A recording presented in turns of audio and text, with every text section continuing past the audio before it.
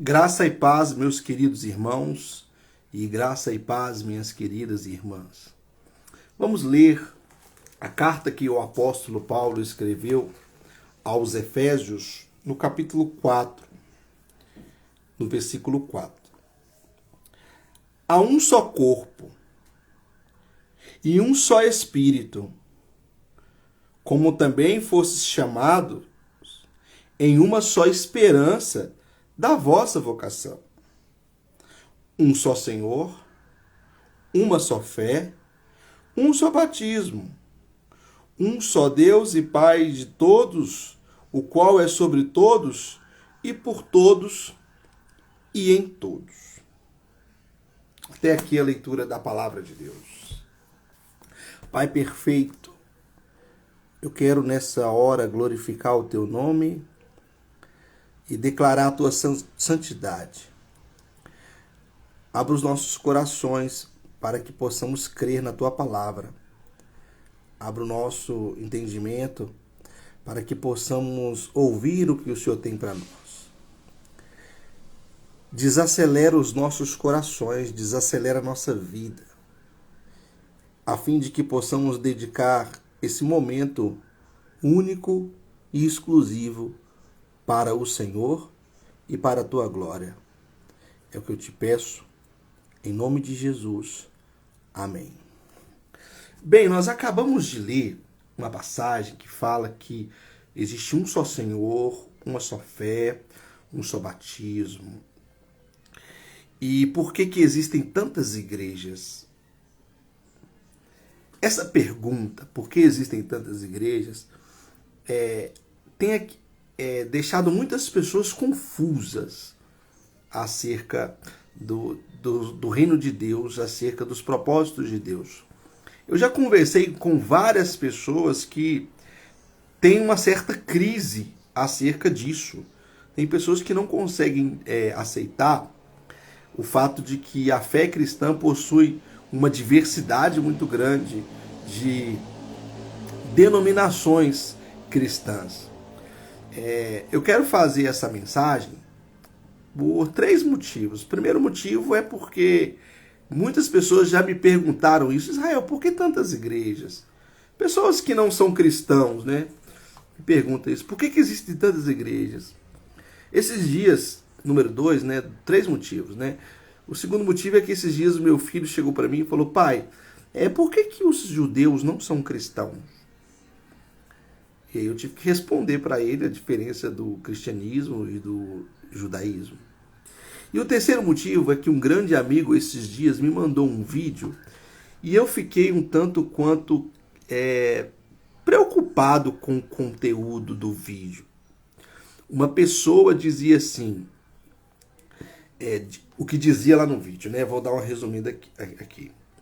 Constantino não concordava com as leis judaicas e criou a Igreja Católica. Lutero não concordava com a Igreja Católica e criou a Igreja Protestante. João Calvino não concordava com Lutero e criou a Igreja Presbiteriana. O rei Henrique não concordava com a Igreja e desenvolveu a Igreja Anglicana. John Wesley não concordava com a Igreja Anglicana e criou a Igreja Metodista.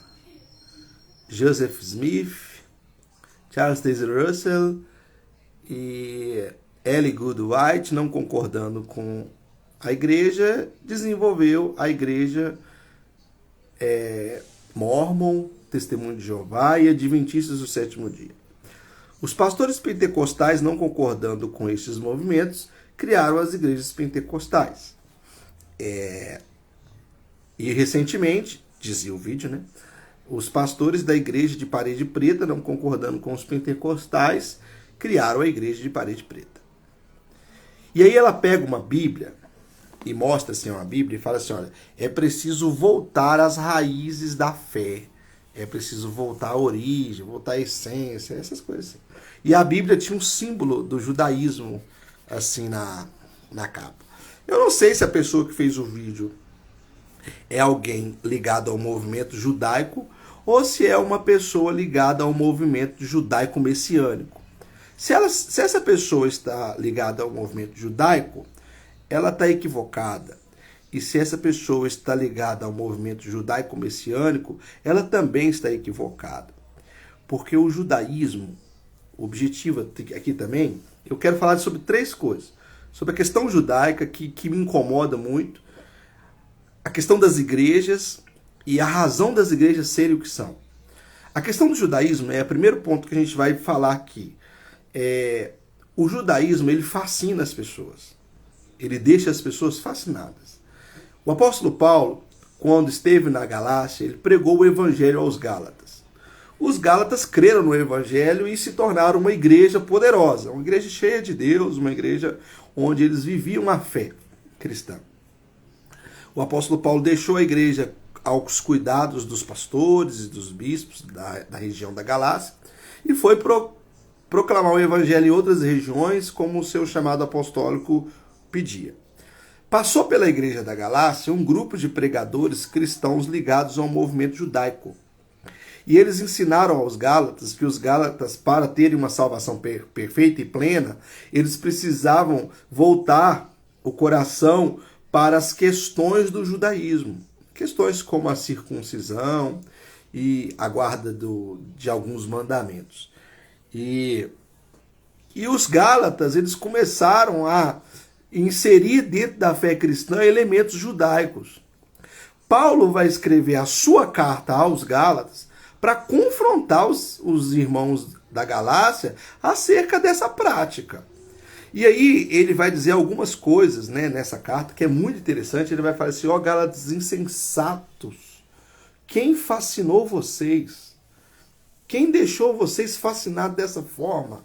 Para que vocês que tenham começado em Cristo, deixaram a fé simples do cristianismo, de Jesus, e se volta para essas questões judaicas.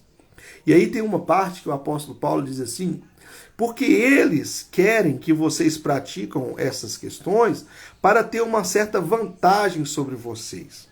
Então, desde a época de Paulo, já havia pessoas dentro da igreja tentando judaizar a igreja. Desde a época de Paulo. E até hoje. E hoje é muito grande o movimento das igrejas cristãs tentando se apegar às questões judaicas. Entenda uma coisa, definitivamente, ouça essa mensagem e coloque uma coisa no seu coração. O judaísmo, ele caducou. Nós temos Cristo, e Cristo, Jesus Cristo, ele é superior ao judaísmo em todas as instâncias. O sacrifício dele é superior ao judaísmo, a doutrina dele é superior ao judaísmo, e a doutrina de Cristo, ela é a realidade que o judaísmo estava proclamando através dos seus símbolos e dos seus rituais. Aqueles símbolos e rituais do judaísmo, eles apontavam para uma pessoa, a saber, a pessoa de Jesus Cristo. Quando Jesus vem, ele faz com que o judaísmo se torne poeira, pó. Não é nada. Os ritos judaicos não são nada diante de Cristo. Tem um texto no Novo Testamento, que é a carta aos Hebreus, que ele é uma demonstração teológica clara de que o judaísmo não é mais nada. Que ele passou. É como aquele professor que você tinha lá na escolinha, na educação infantil. Eu sou professor de educação infantil e lá tem os meus menininhos, eles têm 2, 3 anos, e eu vejo eles sendo alfabetizados, né? Aquele ba, be, bi. Imagina eu aqui chegando para você e falando assim, olha, imagina eu lá no ensino médio, né, dando aula no ensino médio, falando, gente, vamos lá, ba, be, bi, bo e bu. Entende o que eu estou tentando dizer para você? O judaísmo, ele serviu para que os judeus fossem entendendo a revelação de Deus, que é progressiva. A revelação da Bíblia, ela é progressiva. O que está no passado, está lá no passado. O apóstolo Paulo fala que a lei era como um aio, ou seja, um professor, um instrutor, que levava a mente judaica de um ponto até um outro ponto. Agora chegou ali, colocou tudo nas mãos de Cristo, e todos aqueles princípios, toda aquela cultura, todas aquelas coisas virou poeira. E Paulo vai dar o testemunho dele dizendo assim, olha, acerca das questões judaicas, eu supero vocês em muito no judaísmo. Eu aprendi o judaísmo aos pés de Gamaliel, ou seja, um dos maiores professores do judaísmo que havia naquela época. Aí Paulo fala, eu sou da tribo de Benjamim, circuncidado, e fui fariseu dos fariseus, e vai mostrando, e depois ele fala assim, ó, e tudo isso eu considero refúgio a fim de alcançar a Cristo. Agora presta atenção, o judaísmo, a cultura judaica, a beleza, né? Não estou dizendo que é uma coisa ruim, é bonito o judaísmo, é atraente. Não é à toa que Paulo vai dizer, olha, vocês estão fascinados com isso aí. É bonito, é atraente, é legal, mas é poeira diante de Cristo. Ajuda a gente a elevar a profundidade da fé que já existe, a elevar a raiz da fé, a essência da fé, mas não é nada diante da fé. Eu vou te dar um exemplo. O judaísmo é um privilégio que algumas pessoas receberam, tá bom? Tem pessoas que receberam o privilégio de estudar essas coisas. E é bom estudar, mas não é uma fé que a gente deve guardar. Passou. Vou te dar um exemplo aqui. Ó. Esses dias eu estava estudando a parábola da dracma perdida. Quando eu me converti, lá em 2004, eu aprendi que a parábola da dracma perdida é o seguinte. A dracma é o pecador que se perdeu. A mulher que varre a casa é Deus, é Cristo, que vai atrás do pecador. E quando ela encontra a moeda, ela faz uma festa, né? Ou seja, a festa no céu quando o pecador se arrepende. Esse é o sentido da parábola. Essa é a parábola, essa é a essência da parábola. É isso que a parábola está ensinando. Deus nos ama, Deus se sacrificou, enviou o seu Filho e Ele deseja a nossa alma diligentemente. É isso que o texto diz. Aí eu sempre acreditei nisso, sempre estudei isso e sempre preguei isso para as pessoas. Agora, recentemente, eu estava fazendo uns estudos e eu descobri que aquela moeda, a dracma, era uma moeda usada na tiara das noivas judaicas, das noivas de Jerusalém. Então, ela tem um valor muito elevado para as mulheres daquela época. Ok? Então, olha só, isso enriquece o meu conhecimento da parábola? Enriquece. Mas isso muda o meu entendimento da parábola? Muda a realidade da parábola? A realidade da parábola é que Deus nos salvou. Saber elementos da cultura judaica, saber elementos do idioma, do hebraico, isso ajuda a fortalecer, a deixar a nossa fé mais gourmetizada. Uma fé de pedigree. Mas não muda a essência da salvação, não muda a essência da fé cristã. Ou seja, são ritos que passaram, são festas. Eu fico vendo os pastores fazendo festas judaicas, colocando os elementos judaicos, trazendo trombetas para o ministério, arca para o ministério. Todas essas coisas caducou, passou, é bonito, é legal, fascina o coração da gente, mas não traz salvação para ninguém. Não altera em nada o curso da nossa vida com Deus e da nossa salvação em Deus. Ok? Dito isso, lá no vídeo, a pessoa fala assim, olha, Constantino deixou, não concordando com a fé judaica, com as leis judaicas, criou o catolicismo. Ela fala várias coisas, eu acredito, né? Vamos lá.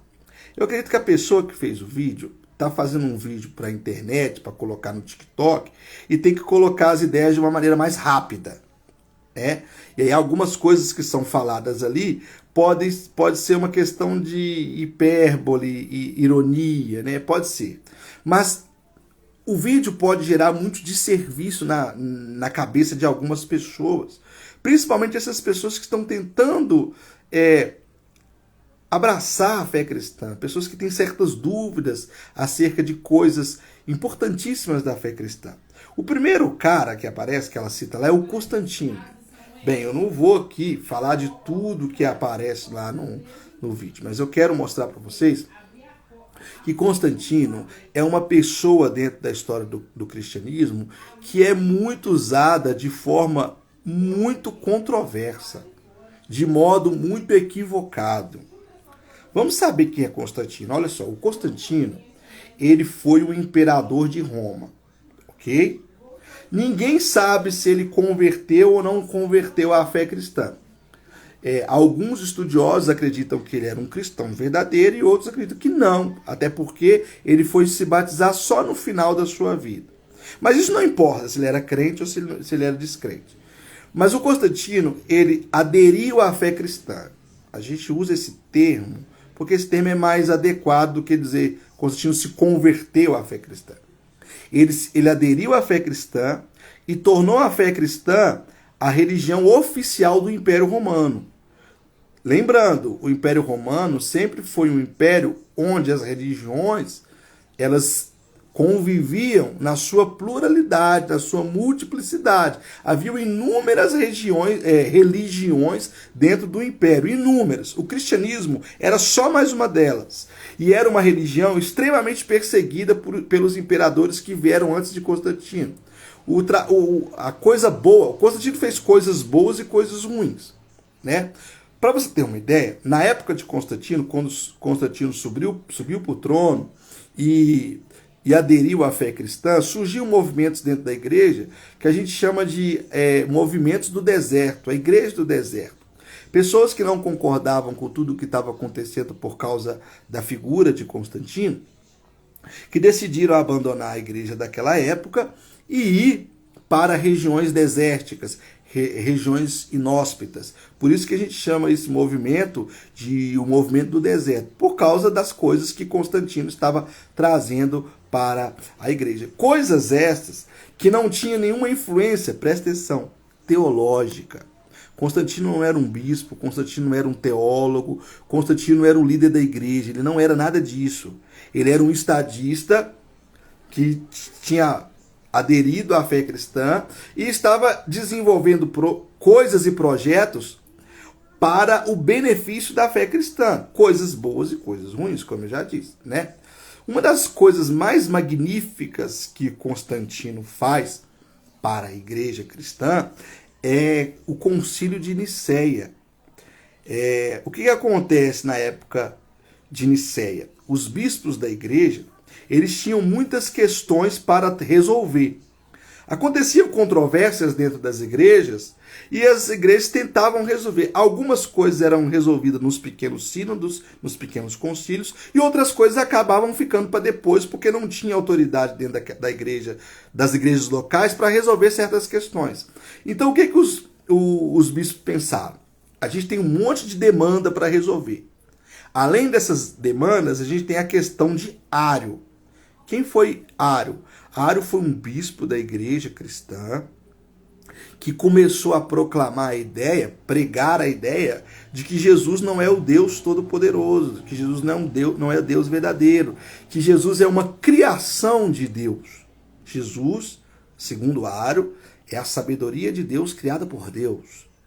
Em Jesus não habita a totalidade da divindade, segundo Ário.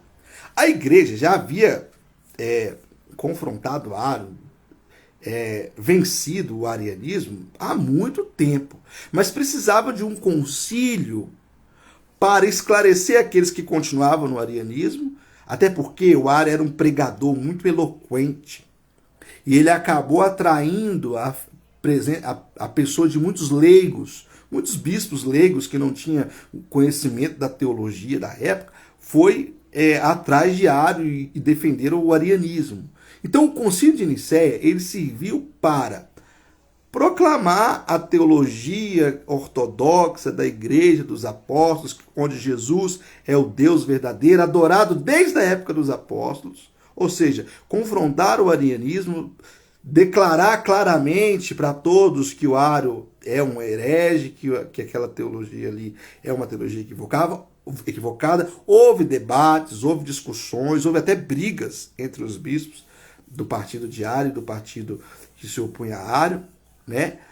E além de resolver a questão de Ário, resolveu inúmeras questões.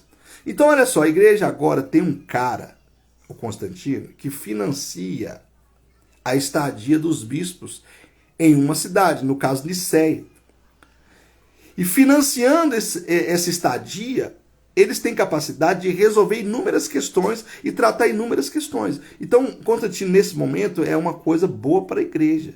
Alguém que vai financiar a resolução ou a proclamação de coisas que já eram resolvidas em um concílio, em uma cidade oficial da igreja. Entendeu? E aí é o seguinte, aí a pessoa do vídeo lá fala assim, ó, Constantino, ele criou a Igreja Católica. Gente, isso é um absurdo. A Igreja Católica, ela não é criação de nada e de ninguém. A Igreja Católica, ela é fruto, presta atenção, de um processo socioteológico. A Igreja se tornou católica, ou seja, universal, de todos. Ela se tornou apostólica, porque ela acreditava nos credos apostólicos. E ela se tornou romana, porque ela tinha sua sede em Roma.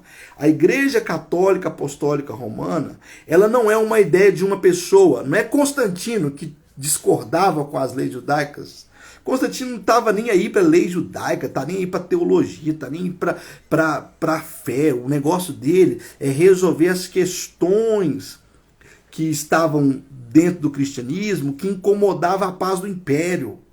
Ele queria resolver o conflito dos bispos entre os bispos da ortodoxia e os bispos arianos. Ele queria resolver aquelas coisas todas para o império dele não ter conflito. Ele não sabia nada de Bíblia, não sabia nada de teologia, não sabia nada de doutrina, não sabia nada de nada. Dizer que Constantino criou a Igreja Católica porque ele não concordava com as leis judaicas é um absurdo muito grande. Então, com essa minha declaração, você tem que entender uma coisa. A Igreja Católica Apostólica Romana é uma construção que durou muitos anos. Ninguém virou e falou assim, ó, vamos criar essa igreja. Não, não foi assim. A igreja, ela foi fundada por uma pessoa. Quem fundou a igreja foi Jesus Cristo. Jesus Cristo disse assim, ó, eu edificarei a minha igreja e as portas do Sheol, ou seja, do inferno, não prevalecerão contra a minha igreja. Ponto. Jesus fundou a igreja. A gente pode dizer que Jesus fundou a igreja e iniciou a igreja com aproximadamente 500 pessoas. Foi quando Jesus foi assunto aos céus e deu um mandamento para a igreja que estava lá ouvindo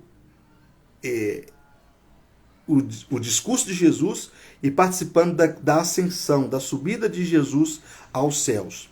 Ali o que aconteceu? Jesus disse assim, olha, portanto, vocês vão ser as minhas testemunhas, tanto em Jerusalém, Judéia, Samaria e os confins da terra.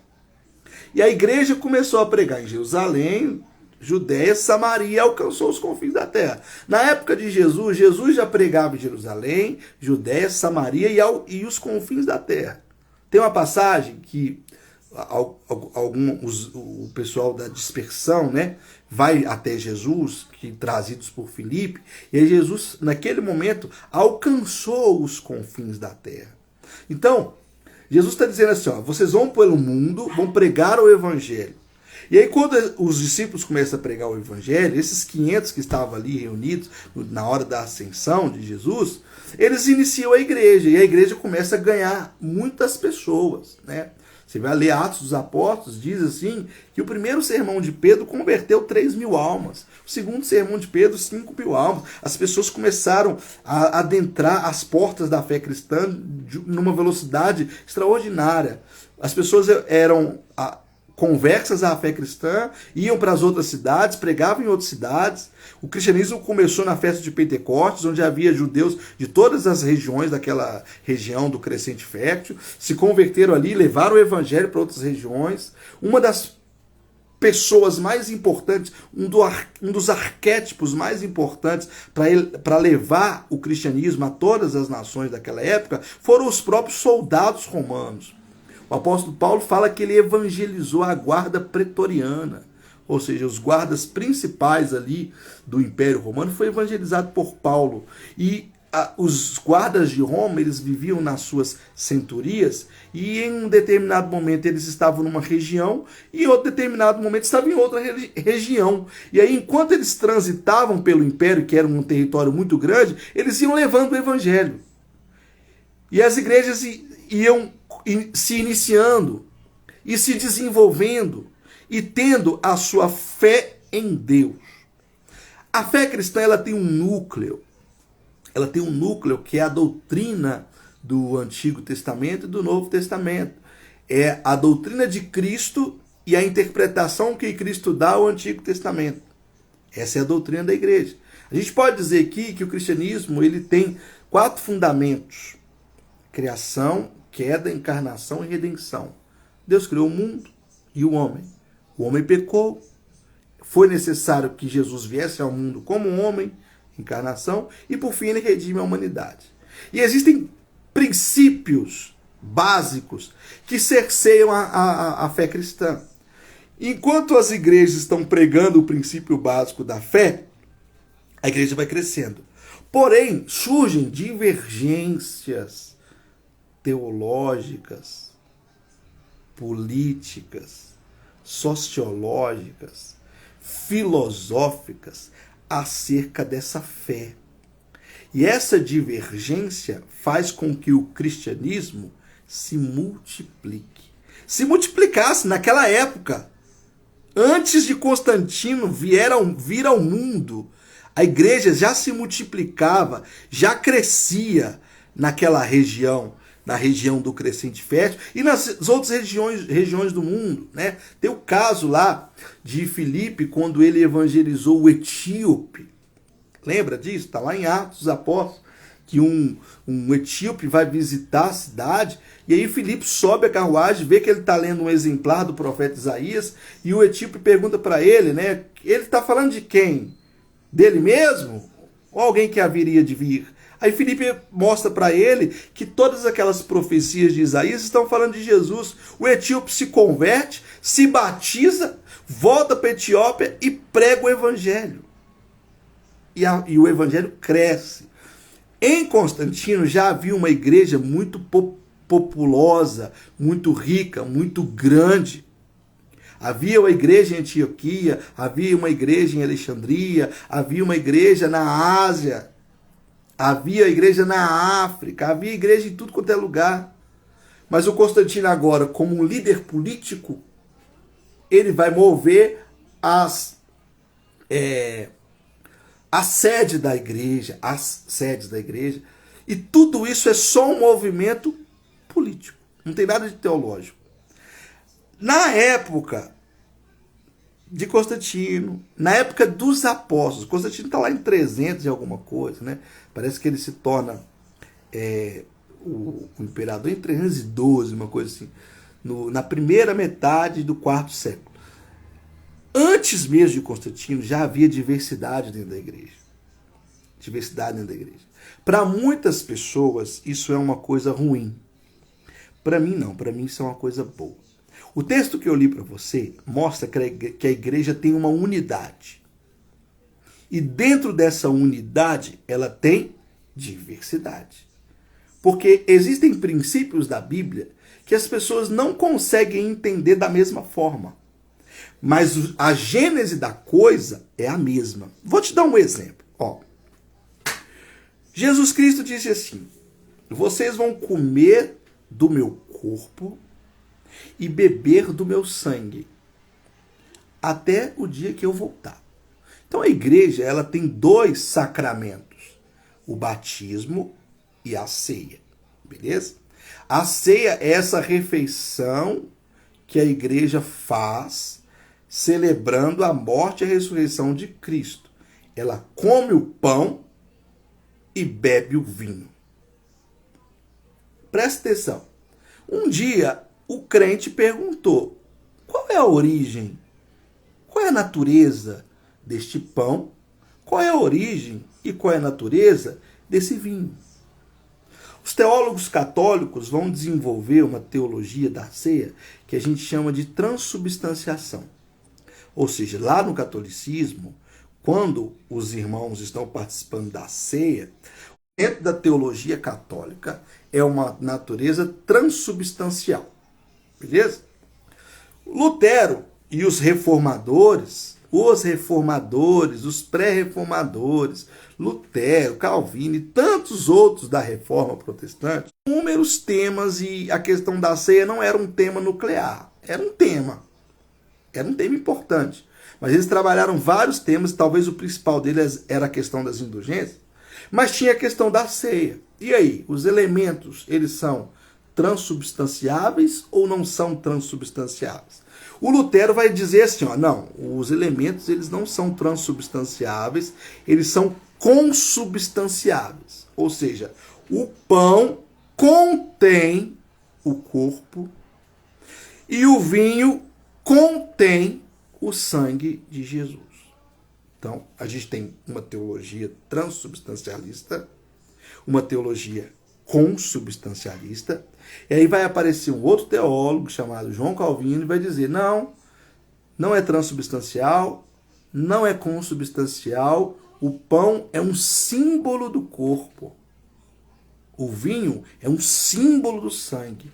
A natureza desses elementos é simbólica. Então você tem crentes em Deus, que acreditam em Deus, que partem de uma ceia transubstancial, e crentes que partem de uma ceia consubstancial, e crentes que partem de uma ceia como um símbolo. Agora eu vou te fazer uma pergunta bem leiga mesmo.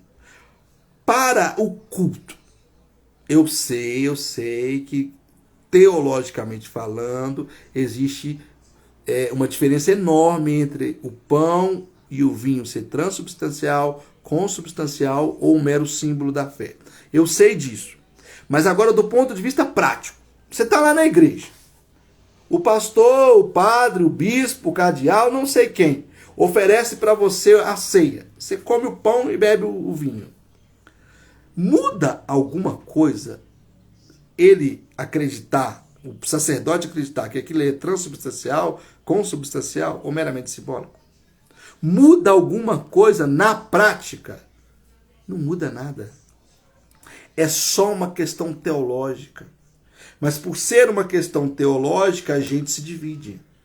Nós pensamos assim, eles pensam daquela forma, os outros pensam daquela forma. Eu acredito no símbolo, você acredita que o elemento contém e você acredita que o elemento se transforma.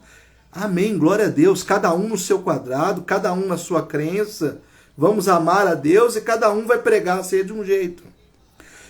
O que acontece é que aí você tem 3 igrejas. Tem a igreja católica, a igreja luterana e a igreja presbiteriana. Cada um vai pregar um tipo de ceia.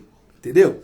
Então, do mesmo jeito que tem questões da ceia, tem questões da salvação, tem questões do pecado, tem questão da natureza humana, tem questão dos anjos, tem questões escatológicas, tem questão de tudo quanto é tipo, que faz com que a igreja se desenvolva nessa diversidade e haja tipos e tipos e tipos e tipos de igreja. Ok? Se as pessoas acreditam que é bom andar, eu vou dar um exemplo bem bobo, andar de skate depois do culto de manhã. Vamos supor que eu sou um skatista. Sou skatista. Eu ando de skate. Aí eu vou no culto de manhã. Aí eu sinto muita vontade de pegar o meu skate e andar na praça depois do culto. Aí vai uns irmãos comigo, vai outros irmãos comigo. Aí eu viro e falo, pastor, vamos fazer alguma coisa para que os irmãos do skate possam se encaixar dentro da igreja. Aí o pastor fala, não. Aí de repente eu sinto de Deus que aquilo ali tem um movimento, que aquilo ali tem um projeto de salvação. E eu vou lá e falo, não, o negócio é o seguinte, a partir de hoje eu vou começar uma igreja, a igreja dos skatistas. Irmãos, se eu estiver pregando o evangelho, se o irmão lá estiver pregando a palavra de Deus, que seja igreja de skatista, que seja igreja de dançarinos, de cantores, que seja a igreja do jeito que quiser ser, desde que a fé cristã ortodoxa, a doutrina do cristianismo seja proclamada em qualquer lugar. A igreja pode se dividir. E é por isso que existem muitas igrejas. As igrejas existem por causa de um processo sócio-teológico. Lá no vídeo, a pessoa fala assim, ó, fulano não concordando com Beltrano, criou a igreja tal. Ciclano não concordando com fulano, criou a igreja tal. Isso não acontece, tá, gente? Ninguém vira e fala assim, ó, vou fundar minha igreja. Não é assim que acontece. As igrejas, elas vão sendo desenvolvidas através de diálogos e debates e concordâncias e discordâncias. Todas as igrejas que você conhecer, elas têm por detrás uma história. Elas têm por detrás um processo. Se esse processo ele é um processo pacífico de Deus, que haja multiplicações de igreja. Tem pessoas que acham ruim ter muitas igrejas. Eu acho bom. Quanto mais igreja tiver, melhor é. Quanto mais ministério surgir, melhor é. Que apareça amanhã, em nome de Jesus, a igreja do TikTok. Que apareça amanhã, em nome de Jesus, a igreja do Instagram, sei lá. Que surjam igrejas. E a fé bíblica, a fé cristã seja proclamada. Um grande erro que aparece no vídeo é colocar, isso é uma ofensa, colocar as testemunhas de Jeová, os mórmons e os adventistas como cristãos. Gente, eu já falei isso. Tem um vídeo meu aqui no canal só sobre os adventistas. Lá eu mostro para você por que os adventistas não são considerados cristãos. Os mórmons e a testemunha de Jeová, eles têm o mesmo problema diário, que não concordam com a divindade de Jesus. Ok? Os mórmons, por exemplo, acreditam que Jesus tem um corpo físico que está habitando em algum lugar. Para você ter uma ideia. Esses caras, o mormonismo, o russelismo, que são as testemunhas de Jeová, e o adventismo, nós não consideramos cristãos. Nós consideramos esses movimentos seitas pseudocristãs. Por que a gente considera esses movimentos seitas pseudocristãs? Consideramos eles seitas pseudocristãs porque eles vão negar fundamentos da fé cristã que não podem ser negados. Quer ver? Vou te dar um exemplo. Geralmente, esses movimentos negam a essência do cristianismo, que é a Trindade. Se você conversa com uma pessoa, essa pessoa está flertando em negar a doutrina da Trindade, foge desta pessoa. Porque ela está corrompendo a essência do caráter de Deus. Deus é trino. Ele tem uma unidade, ele é um Deus. Na sua diversidade, ele é três deuses. Três pessoas. Ele é um Deus em três pessoas. Então a doutrina da Trindade é essencial. Você vê movimentos que vai negar a doutrina da Trindade? Negou a fé. As pessoas podem negar aspectos da eclesiologia. A gente se reúne, em vez de se reunir num prédio, a gente se reúne na praça. Em vez de se reunir num prédio, a gente se reúne na casa dos irmãos. Amém, glória a Deus. Se tem questões periféricas, a gente discute e cada um vai vivendo a sua fé do jeito que quer. Na minha igreja as pessoas usam calça jeans. Na minha as pessoas usam saia. Na minha as pessoas cortam o cabelo. Na minha as pessoas deixam barba. Cada igreja vive a sua fé do jeito que quer. Desde que o fundamento teológico do cristianismo, as doutrinas nucleares da fé não sejam negadas. Doutrina da Trindade, Jesus é divino, o Espírito Santo é divino, o Espírito Santo é uma pessoa, Jesus é uma pessoa, o Pai é uma pessoa, a Bíblia é a palavra de Deus, sim, não é um livro qualquer. O ser humano ele tem pelo menos duas camadas, uma camada espiritual, que a gente chama de alma e espírito, e uma camada física, que chamamos de corpo. Alguns acreditam que corpo, alma e espírito são três coisas distintas. Mas dizer que não é alma, não é cristão. Dizer que não tem corpo, não é cristão. O ser humano está em pecado, destituído da glória de Deus. Ele pecou e nada pode fazer para alcançar a salvação. A salvação não é por obras de ninguém, pelo mérito de ninguém, ela é pela graça mediante a fé. A igreja é uma extensão de Deus na terra, ela é fundamento da fé, ela é onde os cristãos participam. Não existe fé cristã sem igreja. Se você tem um movimento aí, nós acreditamos em Deus sem igreja, então isso não é cristão.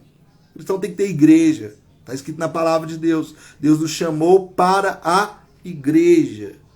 Os anjos existem, os seres espirituais existem. Ok? E por último, uma das doutrinas mais importantes da fé cristã é que Jesus volta.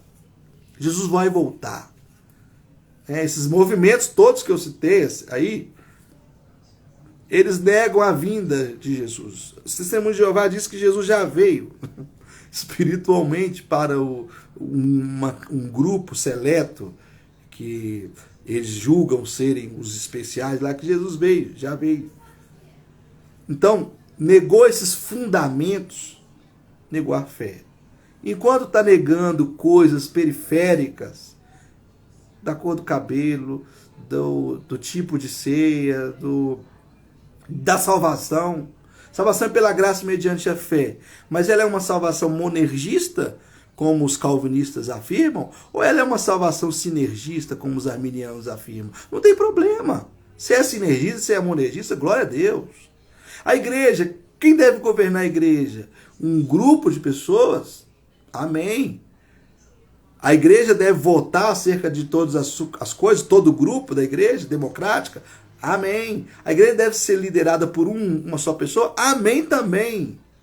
Desde que o fundamento não seja negado. É isso que eu queria dizer para você.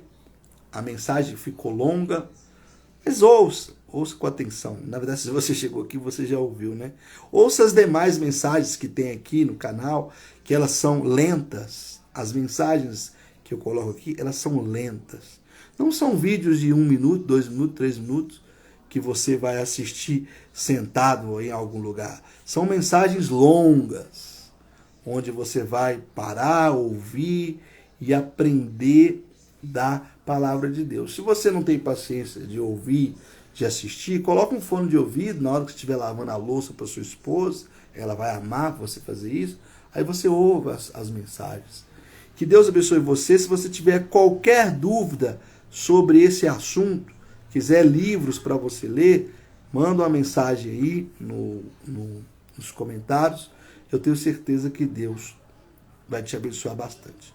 Um beijo no seu coração e até o nosso próximo encontro.